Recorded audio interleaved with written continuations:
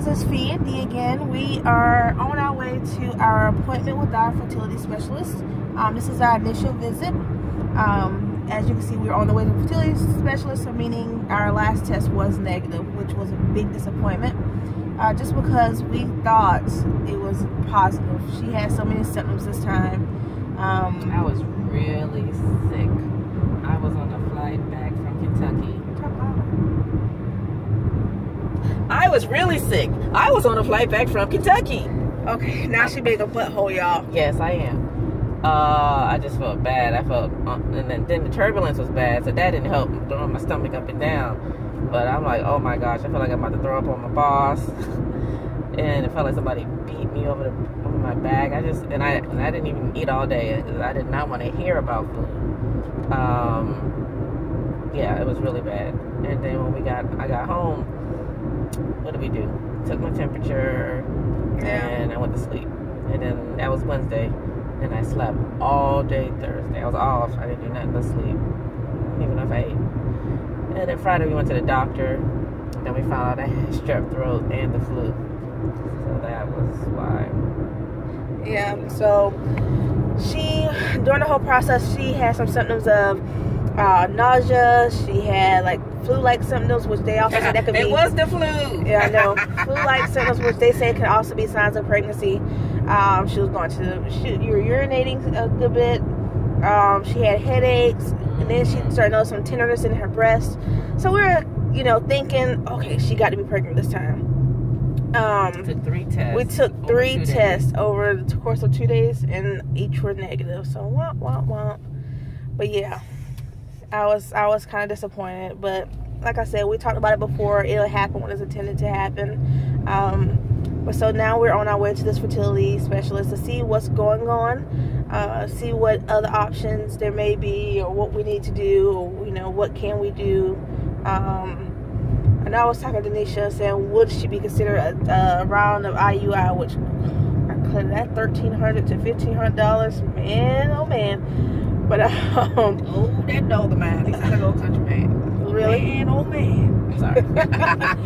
Anyway, she has to pick at me. I have to say something every time. But yeah, she has to pick at me, y'all. This is what we do. But yeah, so we are going to that. Then I'm going to work afterwards. Mm-hmm. So I told my manager, hopefully we don't get no crazy news and I'll be too stressed out when I get to work. Gosh. But and I gotta get my hair done. Oh yeah, she has to get her hair done. So hopefully her hair appointment don't last too long. She got to pick me back up from work, and I don't want to be sitting around at work all day while everybody's going home. They'll kick you out. No, the building stays open 24 hours as long as I have a badge. But so yeah, we're just going here.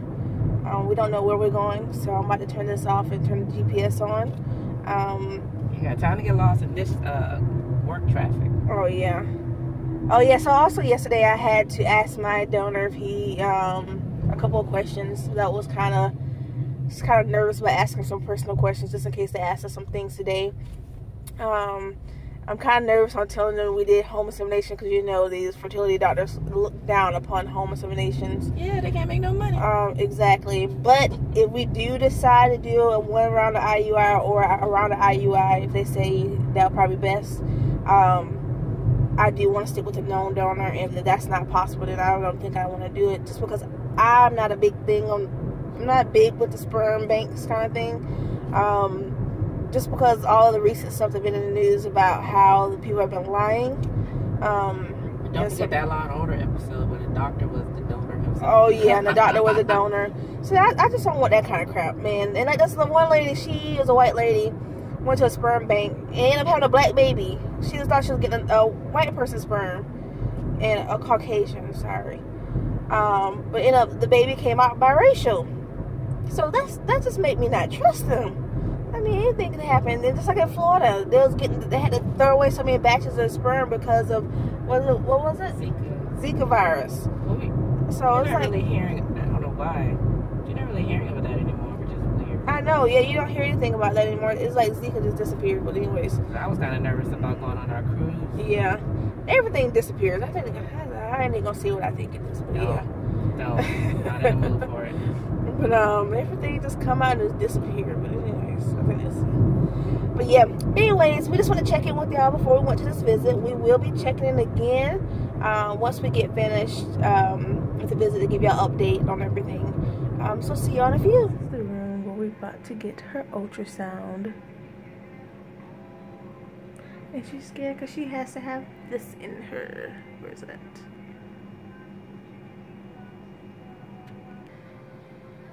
Say something, Denisha. I'm gonna hurt Felicia. Is that enough? Why are you gonna hurt me? Because I'm the one that's going through this right now, not you. You gonna turn that camera off? She's about to take her clothes off. Take them off.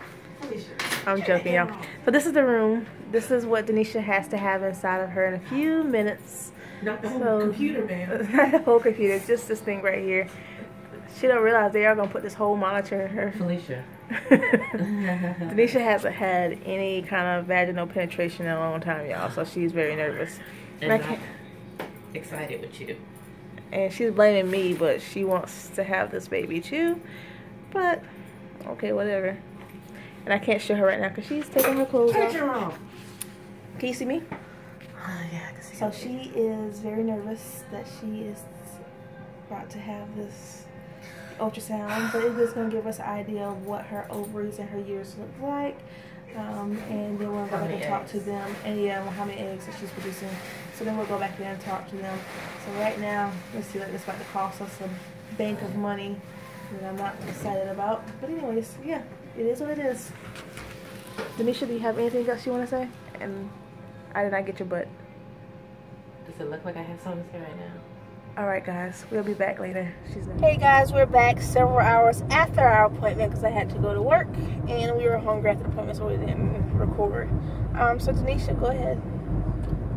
Really? Okay, well anyways, so we had the appointment. In the appointment, basically we went over some information on IUI and the whole process, what they'll be looking for, certain tests that will have to be done before actually doing the IUI, and just some other information. And Denisha had to get a ultrasound, which I will insert a clip of this long probe that she had to get in her, and her talking and some other stuff from the actual meeting.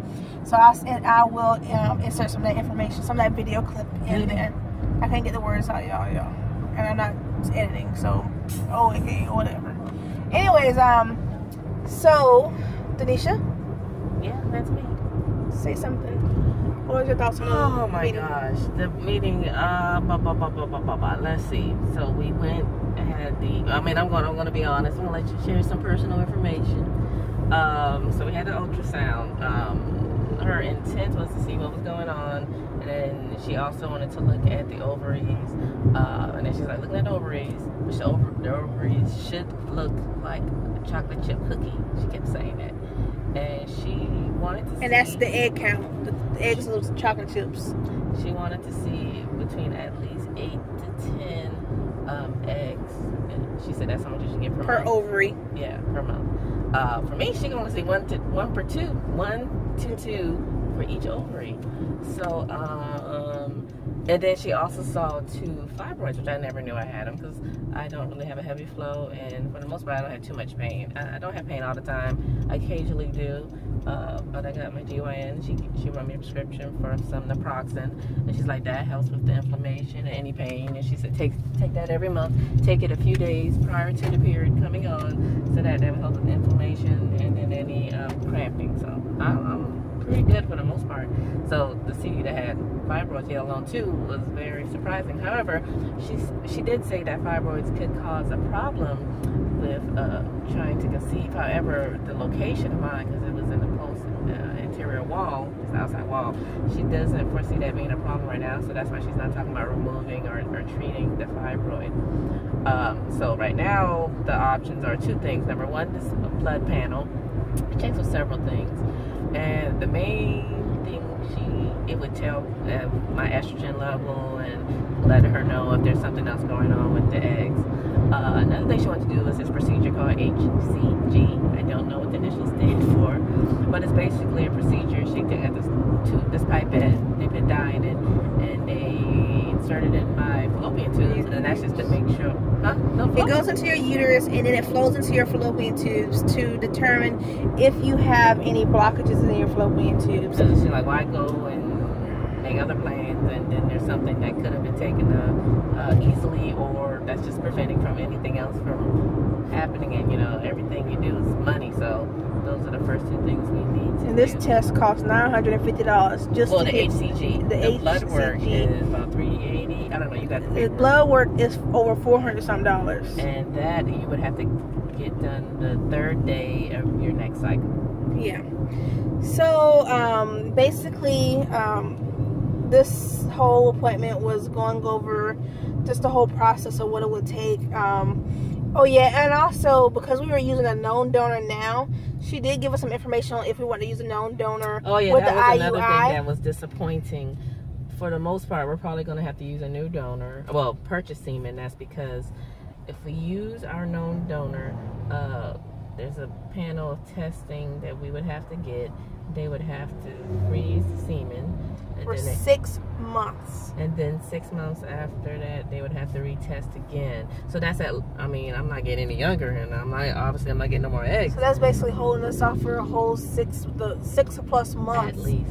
Yeah. At least. Just Oh yeah, to then go they said ahead you'll and start the whole get process. contract, which you already have a contract, but we're gonna get another contract. You can get an attorney, so it's just more additional costs associated with using your donor. So yeah, all of this is, you know, a little bit disconcerting, but you know, I'm not gonna let it down. Yeah. So now our main thing is just focus on deciding on what we want to do. Because her insurance doesn't cover anything. Most insurance don't. It's because it's up to the employer to decide if they want fertility. From a benefits perspective, I understand why. I mean, you want to do, the employer wants to do the minimum because costs for medical are going up every year, and you don't want to add any fringe benefit. I mean, that's But they need to think about us lesbian people. They're not thinking about that. They're thinking about people being covered who have health issues. They're not trying to add on. This is a health issue. That's like getting a car. You want a basic car. You don't have to get the car with the heated seats and all of that. Sometimes you might have to. No, that's a choice. So that's how the employer is looking at it. I'm just. Yeah, this is definitely HR. Sorry, y'all. The camera's moving around. We are in the car. Yeah. I feel like plies because the last few times I'll be driving every time we be recording. Only one time. No, we come from Florida. That was only the one time. And earlier this morning. Oh my! Where am I ever? It's the same day. Am I gonna ever get to my destination? That's why I want to know.